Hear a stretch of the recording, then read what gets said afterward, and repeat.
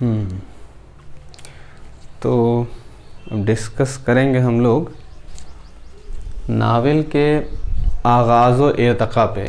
Novel के आगाज़ व इर्तक़ा, आगाज़ व इर्तक़ा का मतलब ये हो गया कि नावल की स्टार्टिंग, उर्दू में नावल की स्टार्टिंग कब से हुई और इसने किस तरह से तरक्की पाई, है ना, कैसे कैसे ये आगे बढ़ा है। ठीक है, उसकी हम लोग बात करेंगे, उस पर हम लोग बात करेंगे। थोड़ी सी पहले बात करेंगे कि कैसे कैसे नावल के साथ ये हादसात पेश आए और क्यों नावल की ज़रूरत पड़ी। ये बात हम लोगों ने बहुत अच्छी तरह से डिस्कस की हुई है, क्यों नावल की, है ना। यहाँ पे हेडिंग आएगी नावल का आगाज़ो इर्तक़ा, है ना, नावल का आगाज़ो इर्तक़ा, ये तीसरा पॉइंट है। ठीक है, इसके बाद नावल की बात जो होगी वो ख़त्म हो जाएगी। देखो, आगाज़ो इर्तक़ा के मामले की अगर बात की जाए है तो ये बहुत लंबा चौड़ा, यानी कि अगर लिखना चाहो तो 2.5 पेज 3 पेज में भी इसे लिख सकते हो। लेकिन तुम लोगों को 10th क्लास या 12th क्लास के जो भी स्टूडेंट्स हैं उन लोगों को इतना ज़्यादा लिखने की ज़रूरत नहीं है, क्योंकि हमने सबसे पहले तारीफ़ कर ली तो आधे पेज में तो तारीफ़ ही हो गई। उसके बाद तुम लोगों ने तारीफ़ के बाद ये अज्ज़ाए तरकीबी लिखी। अज्ज़ाए तरकीबी में तुम लोग एक काम कर सकते हो कि अज्ज़ाए तरकीबी में जो तरकीबी है, मतलब अज्ज़ा है ना, उसकी जो डेफिनेशन लिखे हो वो डेफिनेशन तुम लोग छोड़ सकते हो। हाई स्कूल के स्टूडेंट्स इसे छोड़ सकते हैं। 12th में जो स्टूडेंट्स हैं उनके लिए अज्ज़ाए तरकीबी की डेफिनेशन लिखना ज़रूरी है, इसलिए क्योंकि थोड़ा लंबा लिखा जाएगा, है ना।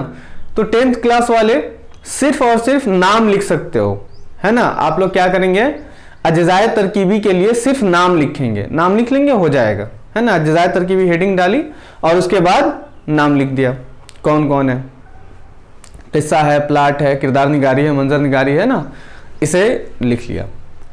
इसके बाद आगाज़ इर्तक़ा का लिखना ज़रूरी है। ये लगभग 1.5 पेज में ये बातें जाएंगी।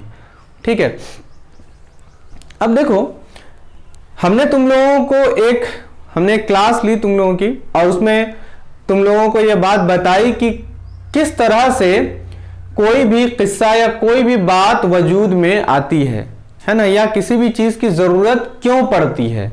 ये बातें बहुत अच्छी तरह से डिस्कस की हुई है। तब्दीली, जब ज़माने में बदलाव आता है, लोग जब बदलते हैं, हालात बदलते हैं, और वो हालात कई तरह के होते हैं, है ना। वो हालात नफ्सियाती हालात हो सकते हैं, ठीक है ना, वो हालात सियासी हालात हैं, तहजीबी हालात हैं, सकाफती हालात हैं।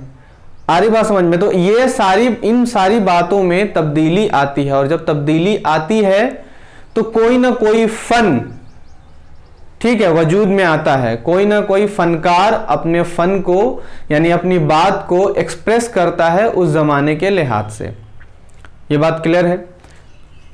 बिल्कुल माहौल को दिखाकर हमने ये बात कही है ना, कि कहीं पे मान लो कि वर्ल्ड वॉर है, सेकेंड, फर्स्ट, कोई भी वर्ल्ड वॉर है, या फिर फ्रेंच रेवोल्यूशन है, या तुम्हारा आप अगर रोमन एम्पायर की बात करोगे, है ना, तो रोमन एम्पायर में जो भी वहाँ के स्लेव्स के साथ हुए, ठीक है, इसे लिखने की ज़रूरत पड़ी तो लिखा इसे, है ना।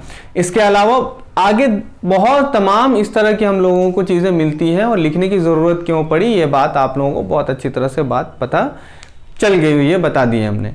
अब बात करेंगे नावल के आगाज़ो इर्तक़ा की। तो नावल के आगाज़ो इर्तक़ा यहीं से बात आती है ना, नावल के आगाज़ो इर्तक़ा की बात यहीं से आती है उर्दू में। चूँकि उर्दू के जो भी लोग थे, है ना, जो भी लोग थे, जो लोग उर्दू लिखना पढ़ना जानते थे या लिखते पढ़ते थे, हालांकि उस वक्त तो उर्दू सभी लोग लिखते पढ़ते थे, क्या वो हिंदू हो क्या वो मुसलमान हो, जो कोई भी हो, उर्दू फारसी सभी चाहते थे पढ़ना लिखना बोलना, है ना।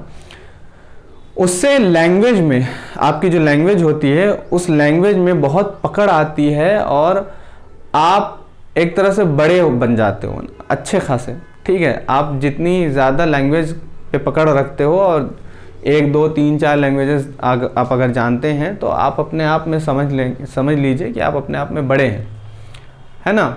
एक्सप्रेस करना अगर जानते हो उसे लिखना पढ़ना जानते हैं तो ठीक है। तो अब यहाँ पे यही बात हो रही थी कि उर्दू में, तो चूंकि उस वक्त ये जो तख्लीक है यानी कि ये जो नावल है, नावल अंग्रेज़ी में लिखने की शुरुआत हो चुकी थी नावल की। इसके अलावा नावल अंग्रेज़ी से पहले इतालवी लैंग्वेज में लिखना शुरू हो चुकी थी, है ना।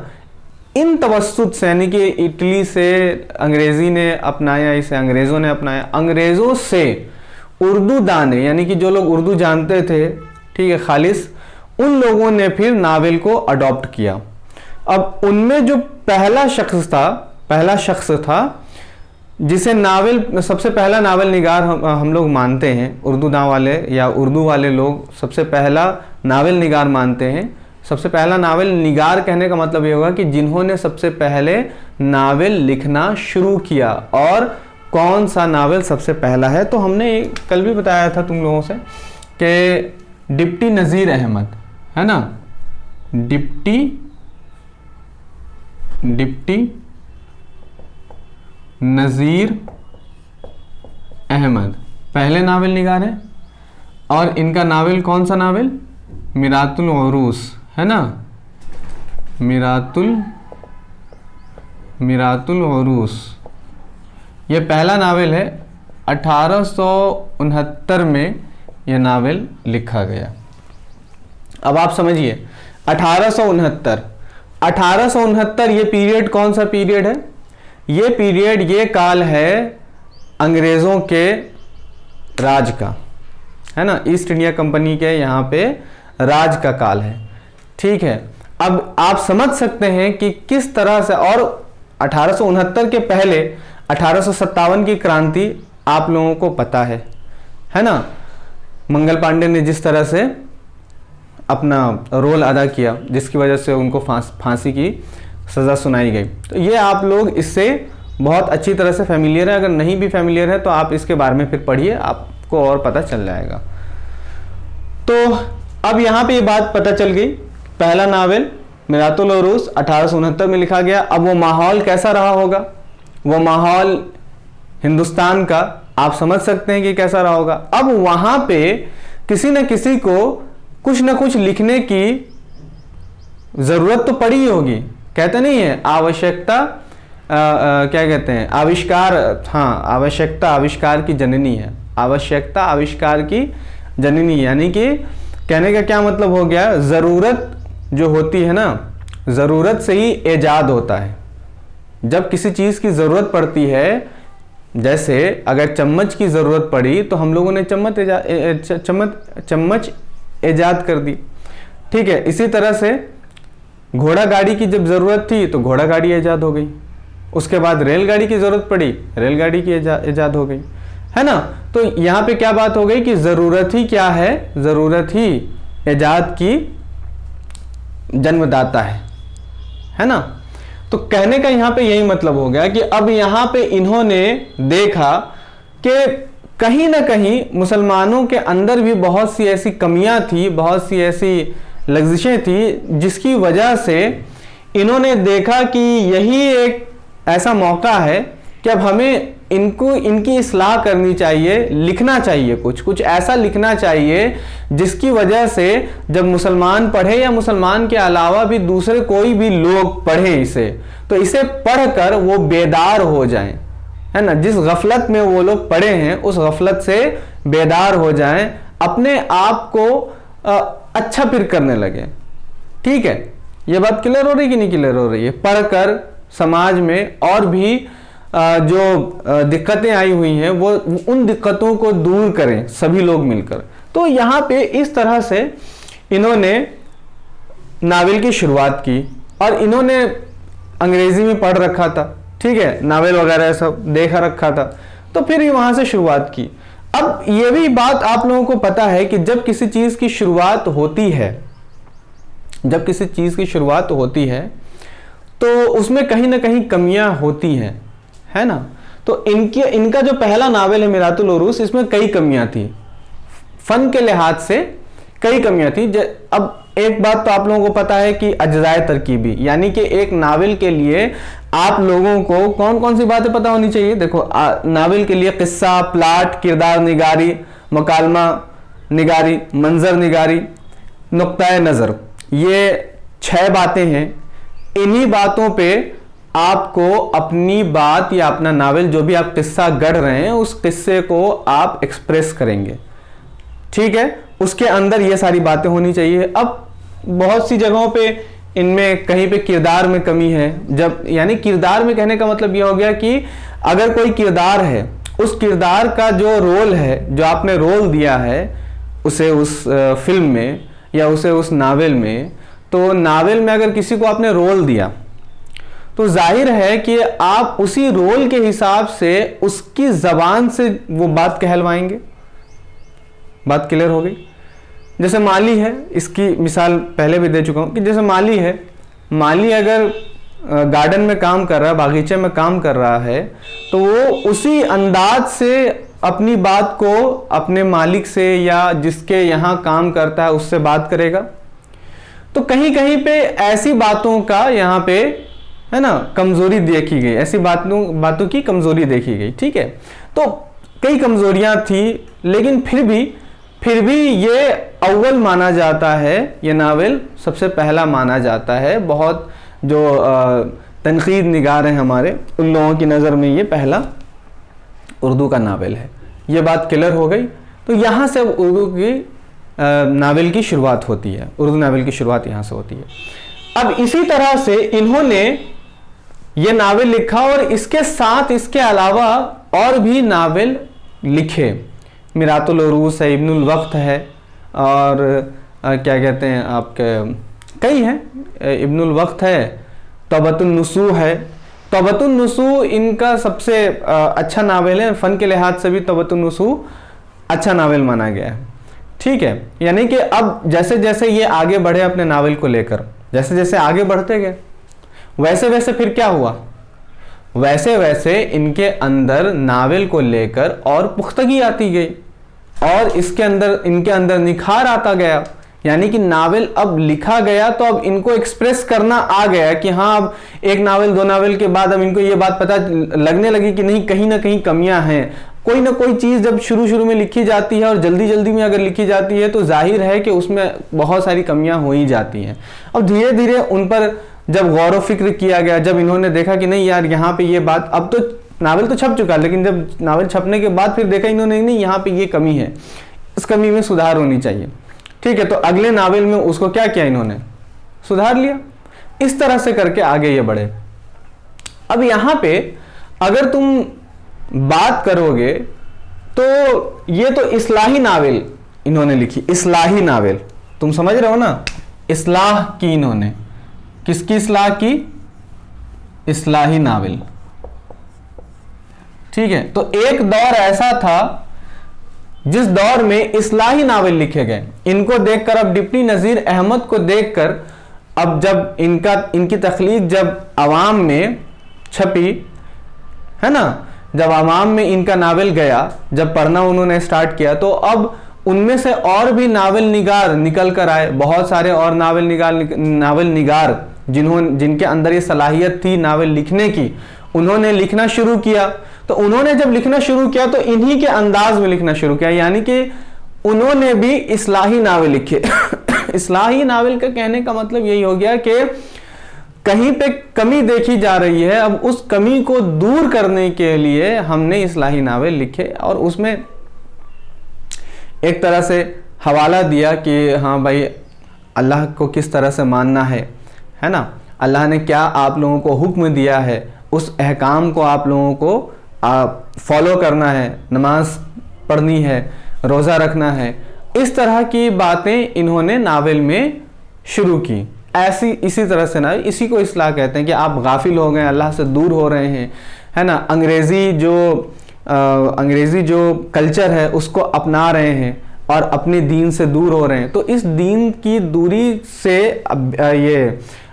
दूरी से जो लोग बेजार हो रहे हैं, उस बेजारी से लोगों को अवगत कराने के लिए, एक तरह से, है ना, बेजारी से लोगों को मतलब एक तरह से ये बताने के लिए कि आप गलत कर रहे हो, ठीक है। तो ये नावल का सहारा लिया कि पढ़ने में अच्छा भी लगे और इस्लाह भी हो जाए।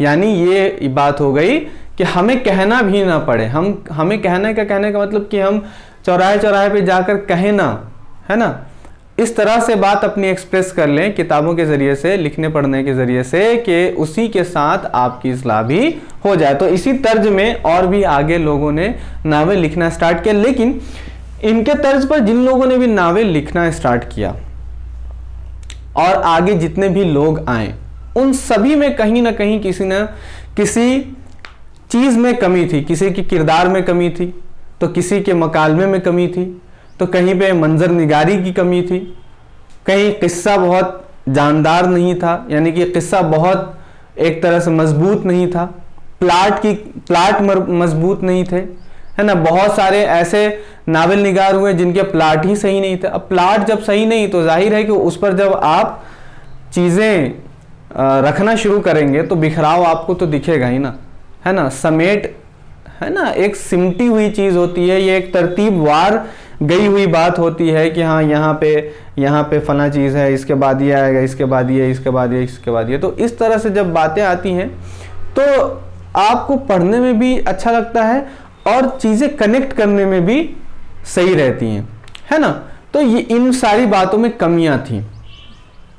आगे चलकर नावल के बारे में, है ना, आगे चलकर इस नावल के बारे में कहा गया कि देखो इनमें कौन कौन लोग हैं। हाँ, इनमें कौन कौन लोग हैं, जैसे हाली हैं, है ना, हाली हैं, सरफराज अहमद हैं, ठीक है। डिप्टी नज़ीर अहमद के बाद हाली हैं, हाली, ठीक है। सरफराज अहमद, हाली है, सरफराज अहमद है। और इसी के साथ साथ तुम्हारे क्या नाम है उसका, शाद अजीमाबादी है ना, शाद अजीमाबादी है, शाद अजीमाबादी है। और सरशार, ठीक है, रतननाथ सरशार, है ना। तो अब्दुल हलीम शरर, इस तरह से मिर्ज़ा हादी रुस्वा, ये लोग सब नावल निकाले। अब यहाँ पे फन के लिहाज से अभी क्या हुआ ना, अभी नावल क्या हो रहा है, नावल आगे बढ़ता जा रहा है, ठीक है, नावल आगे बढ़ता जा रहा है। उसमें इस नावल में नावल निगार कई आते गए।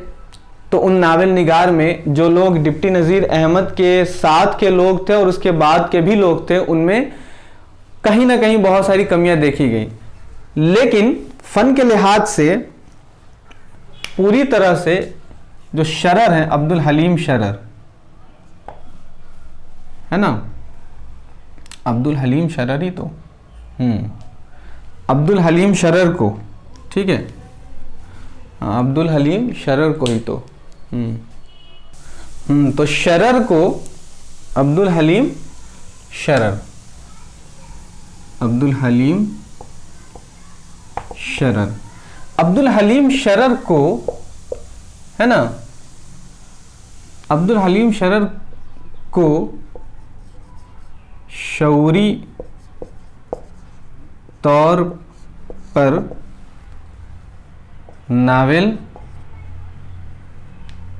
अब्दुल हलीम शरर ने, अब्दुल हलीम शरर ने, है ना, शऊरी तौर पर नावल लिखना शुरू किया। यानी ये कह लो कि एक तरह से फन के लिहाज से, है ना, फन के लिहाज से इनका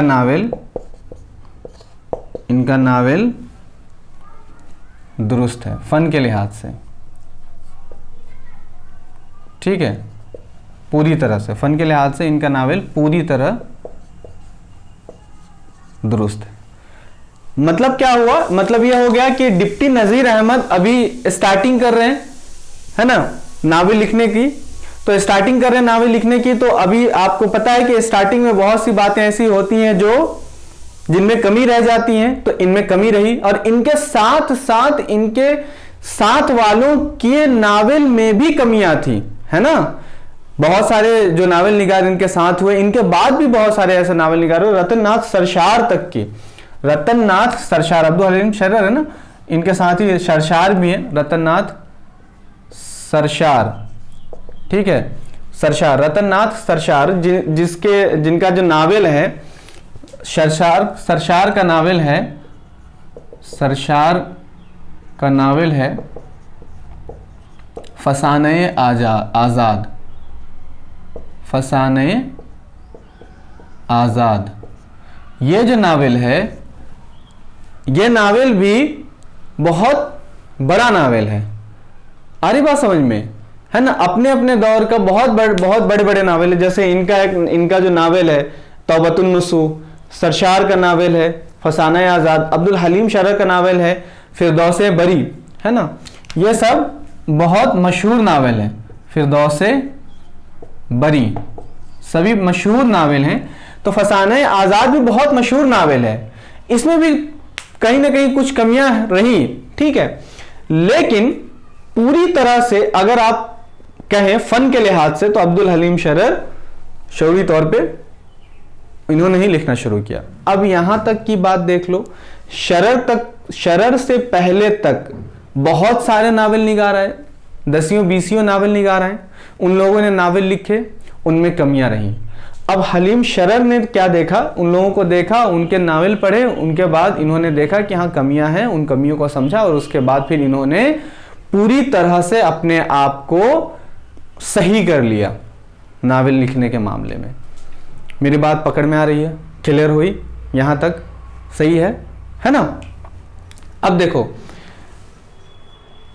नज़ीर अहमद और नज़ीर अहमद के साथ वाले और कुछ उनके बाद के लोगों ने इस्लाही नावल लिखे। उसके बाद इस्लाही नावल के बाद सरशार ने फसाना आज़ाद एक तारीखी नावल लिखा, है ना। इसके बाद फिर तारीखी नावल का दौर आया, है ना। अब्दुल हलीम शरर ने भी तारीखी नावल लिखे। अब तारीखी नावल में और इस्लाही नावल में क्या फ़र्क है? देखो, इस्लाही नावल यानी कि आपकी इस्लाह करने के लिए कि आप भटक गए हैं अपने काम से, तो उस काम से के लिए आपकी इस्लाह की जाए, आपको बताया जाए, सही राह दिखाई जाए आपको कि ये आपका रास्ता सही नहीं है, इस पे जो चल रहे हैं ये गलत रास्ते पे आप चल रहे हैं, आपने गलत रास्ता इख्तियार कर लिया। अब आपको सही रास्ता बताने के लिए नावल लिखे गए, तो वो नावल कहलाए इस्लाही नावल। तारीखी नावल का कहने का मतलब ये हो गया कि उनमें तारीख ये बताने के लिए कि आपके आबाओ अजदाद कैसे थे, ठीक है, आपके आबाओ अजदाद कैसे थे, उन्होंने क्या काम किया। कहीं पे अगर मान लो कि लड़ाई चल रही है, जंग हो रही है, तो उस जंग को दिखाया, है ना। उसमें थोड़ी बहुत वो आपके तलवारबाजियां हुई, घोड़े हैं, है ना, इस पर लश्कर चल रही है, ठीक है। तो इस तरह से बातें जब गढ़ी जाएंगी किसी नावल में, तो एक तरह से वो नावल कौन सा नावल कहलाएगा? तारीखी नावल कहलाएगा, है ना, हिस्टोरिकल नावल कहलाएगा। सही है। अब इसके बाद तारीखी नावल की बात हो गई, ठीक है। दौर गुजरता गया, ज़माने बदलते गए, है ना, ज़माने बदलते गए। अब ये तो बात थी 1869 के बाद की, 1869 के बाद ये सब सारी बातें गुजरी हो गई। अब इसके बाद फिर नए नए नावल निगार और भी उभर कर सामने आए, एक नए ज़माने के लिहाज से। समझ में बात आ रही है ना। तरक्की पसंद तहरीक आई। तरक्की पसंद तहरीक क्या है? तरक्की पसंद तहरीक एक तहरीक है, एक मूवमेंट है। जिस तरह से और भी मूवमेंट्स हुए ना हिंदुस्तान में, उसे जैसे सत्याग्रह मूवमेंट है, ठीक है, नमक दांडी यात्रा मूवमेंट है ना, सॉल्ट मूवमेंट। तो ये इस तरह के जो मूवमेंट्स हुए, उसी में एक मूवमेंट और भी है, उसका नाम है तरक्की पसंद तहरीक। ठीक है, तरक्की पसंद तहरीक का कहने का मतलब ये हो गया कि वो तहरीक, वो मूवमेंट जिसमें अब लोग ये चाहते हैं कि हम पुराने ज़माने के जो लिटरेचर है ना, उसे छोड़कर अब नए तरीके से अपनी बात कहना शुरू करें, आम जिंदगी को इसमें लेकर आए। बात समझ में आ रही कि नहीं यार? आम जिंदगी को लेकर आए। तो उसमें बहुत सारे नावल निगार निकल कर आए, जिनमें से एक नावल निगार आए तुम्हारे मुंशी प्रेमचंद। उन्होंने तो एक अलग ही मामला इख्तियार किया। अच्छा, मुंशी प्रेमचंद से पहले एक नावल निगार रह गए, जिनका नाम है रुस्वा, है ना, मिर्ज़ा हादी रुस्वा। इनका नावल है उमराव जान अदा, जिसके बारे में मैं कह चुका हूँ। उमराव जान अदा ये उर्दू दुनिया, ठीक है, ये तो हलीम शरर ने शौरी तौर पर इनका फन बिल्कुल सही है हर लिहाज से, लेकिन अगर उर्दू दुनिया में हर लिहाज से अगर देखा जाए तो फन पारा जो इनका जो है ना, रुस्वा का फन पारा उमराव जान अदा, ये शाहकार है। शाहकार का कहने का मतलब ये हो गया कि आज तक ऐसा नावल नहीं गढ़ा गया, नहीं लिखा गया। ऐसा लगता है जैसे कि ये आज ही की बात है, कल ही की बात है। जब नावल पढ़ो तो ऐसा लगेगा कि कल ही परसों की बात ये चल रही है, हो रही है। इतना जिंदा नावल है ये। समझ में मेरी बात आ रही है? और ऐसा लगेगा कि इसके किरदार अभी भी कहीं ना कहीं पे टहल रहे हैं, घूम रहे हैं। आप वो 1.5 इश्किया एक मूवी है ना, उसमें माधुरी दीक्षित का किरदार है। तो माधुरी दीक्षित जिस तरह से उसमें तवाइफ बनी हुई आई थिंक मेरे ख्याल से, तो वो जो दिखाया गया है, तो मानो ऐसा लगेगा, जब तुम इसे पढ़ोगे तो ऐसा लगेगा कि सीन वही है। ठीक है, हालांकि तुम उमराव जान अदा मूवी देखोगे तो वो तो एक अलग बात है, लेकिन वही लगेगा कि लखनऊ का है, सारा मामला दिखा रहा है, बहुत सी बातें उसमें तुम लोगों को देखने को मिलेंगी। और ऐसा लगेगा कि इसके किरदार आज भी जिंदा हैं, ऐसा लगेगा कि ये जगह आज भी मौजूद है। और जहां तक सुनने में आता है कि है वो जगह। आ रही बात समझ में कि नहीं आ रही है? ठीक है, तो आप पढ़ें इसको। जब आप पढ़ेंगे तो आपको खुद ब खुद समझ में आ जाएगा कि आखिर ये नावल कैसा है। तवाइफ की कहानी है, और तवाइफ की कहानी अब इस नावल को यहाँ पे नहीं बताऊंगा। जब उमराव जान अदा जो नावल हम लोगों को पढ़ना है, इक़्तिबास है ना, 2-3-4 पेजेस ही पढ़ना है उसमें। तो 3-4 पेजेस का तो ये नावल नहीं है, बहुत बड़ा नावल है, लेकिन 3-4 पेजेस में ही पढ़कर हम लोग इसको पूरी तरह से पूरे नावल को एक्सप्लेन करेंगे, तो बहुत मज़ा आएगा तुम लोगों को। सही बता रहा हूँ। तो ये हर लिहाज से पूरी उर्दू दुनिया का शाहकार नावल है ना, बहुत सबसे बड़ा नावल एक तरह से उर्दू दुनिया में। इनके बाद अगर रुस्वा के बाद देखा जाए तो गौदान है ना, रुस्वा के बाद गौदान, ये तरक्की पसंद तहरीक की देन है। गौदान मुंशी प्रेमचंद का नावल है। ये गौदान प्रेमचंद का नावल है, जो कि प्रेमचंद का ये शाहकार नावल है। उर्दू दुनिया में रुस्वा के, उमराव जान अदा के बाद अगर दूसरा कोई शाहकार नावल अगर हम लोगों को मिलता है तो वो कौन है? गौदान है। और इसकी वजह क्या है? पूरी देहात की एक पूरी जिंदगी को एक नावल में प्रेमचंद ने सिमो कर रख दिया है, और हर लिहाज से, फन के लिहाज से ये पूरी तरह से खरा उतरता है। आ रही है ना ये बात समझ में? सभी की जबान से, जितने भी उसमें किरदार हैं उनकी जबान से जो बात निकलवाते हैं, ये जबान आपको समझ में आए, है ना, समझ में आएगा कि किस तरह से इन्होंने जबान इस्तेमाल की है, एकदम बिल्कुल देही जिंदगी। तो कहने का वही मतलब है, तरक्की पसंद तहरीक जो है ना, तरक्की पसंद तहरीक, ये जो तहरीक है, ये तहरीक जो चली, एक मुहिम जो चला ये, तो इस तहरीक की शुरुआत की थी सज्जाद ज़हीर ने। ठीक है, सज्जाद ज़हीर ने और इनके साथियों ने मिलकर, तो इसके शुरू करने की वजह यही थी कि अब नए तरीके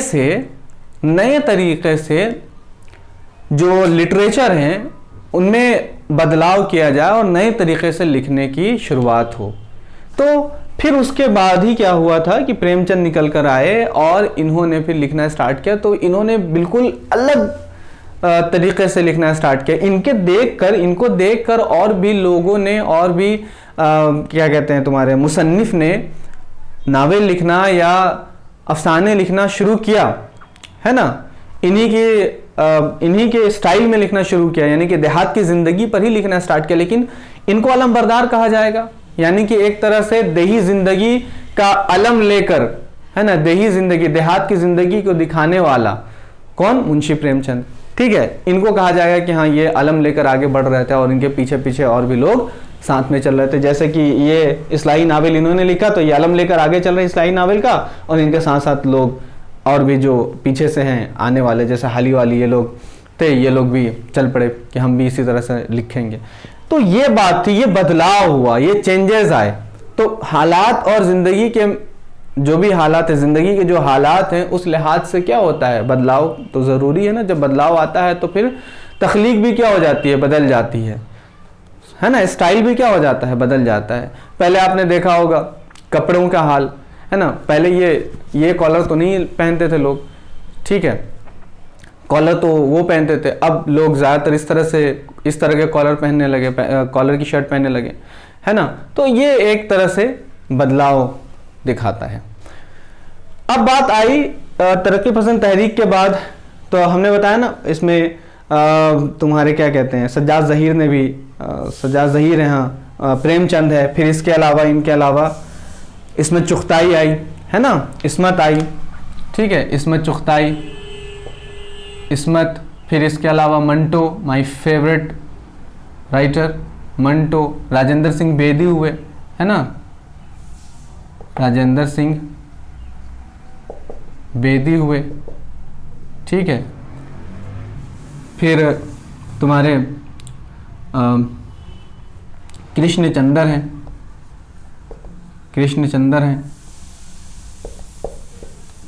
है ना, कृष्णचंद्र हैं, ठीक है। इसी तरह से अब्दुल्ला हुसैन है। तो ये सारे राइटर्स ने नए ज़माने के लिहाज से फिर नावल लिखना स्टार्ट किया। तरक्की पसंद तहरीक के जस्ट बाद, तरक्की पसंद तहरीक, ये तहरीक कब चली? 1936 में ये तहरीक चली। इसके बस 11 साल के बाद ही फिर हिंदुस्तान आज़ाद हुआ। हिंदुस्तान से फिर पाकिस्तान अलग हुआ। जब हिंदुस्तान और पाकिस्तान का बंटवारा हुआ तो इस बंटवारे के वक्त का जो मंजर था, हम लोग तो मौजूद नहीं है ना, अब उस मंजर को कौन बताएगा? क्या हम बता सकते हैं? क्या आप बता सकते हैं? जो लोग उस वक्त मौजूद थे, जिन लोगों ने अपनी आंखों से उस मंजर को देखा, अब वही लोग तो आपको बताएंगे ना। या जिन लोगों ने अपनी आंखों से ना भी देखा है, लेकिन जिन लोगों ने देखा और देखने के बाद अपनों को सुनाया कि हाँ हम वहां गए थे तो अलग हुए। जब जैसे मान लो कि पंजाब के किनारे, पंजाब के बॉर्डर पे जो लोग हैं या पंजाब के जो लोग थे, वहां जब बंटवारा हुआ, पंजाब के जब 2 टुकड़े हो गए, तो इधर के लोग उधर, उधर के लोग इधर, तो उधर से बहुत सारे, अब जाहिर है कि बॉर्डर के उस तरफ रहने वाले, ऐसा तो है नहीं कि जो बॉर्डर के इस तरफ हैं उनके रिश्तेदार नहीं होंगे, यानी कि दोनों ही तरफ एक दूसरे के रिश्तेदार थे।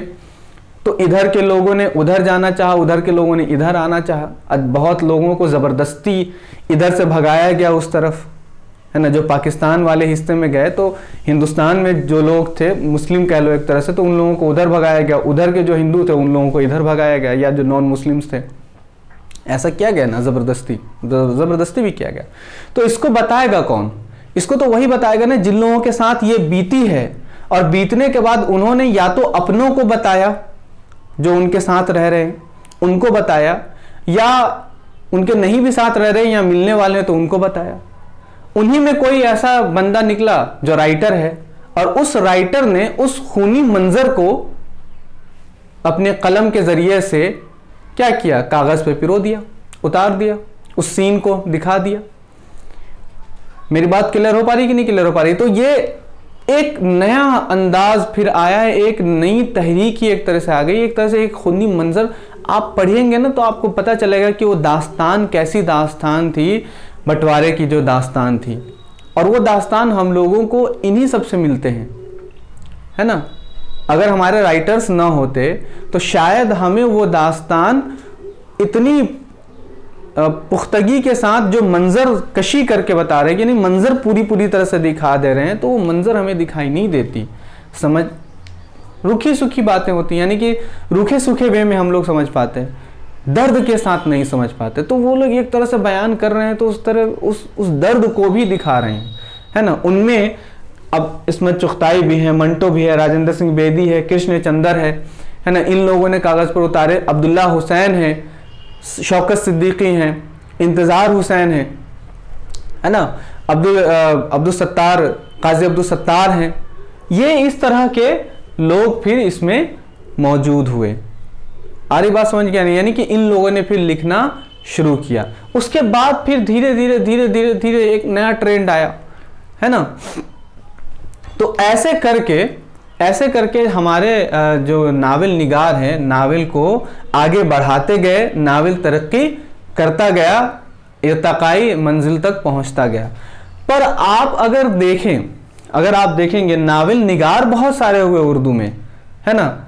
हजारों नावल निगार हुए उर्दू में, लेकिन हजारों नावल निगार में चंद ही मखसूस नावल निगार हैं, गिनती के आप हाथों पे गिनेंगे कि ये नावल हैं जो मखसूस हैं, जो मशहूर हुए, जो फन पारे के लिहाज से बेहद उम्दा हैं, जिनमें फिरदौसे बरी हैं, ठीक है। ये तो शाहकार ही है, उमराव जानदा, गौदान है, फिरदौसे बरी है, इसमें चुगताई का नावल है ना, टेढ़ी लकीर है। फिर इसके अलावा राजेंद्र सिंह बेदी का नावल है, एक चादर मैली सी है ना। इसी तरह से तुम्हारा रतननाथ सरशार का नावल है, तुम्हारा क्या कहते हैं, फसाने आज़ाद है, बस्ती है ना। अब्दुल्ला हुसैन का नावल है, अब्दुल्ला हुसैन का नावल उदास नस्लें रखा हुआ है, ठीक है।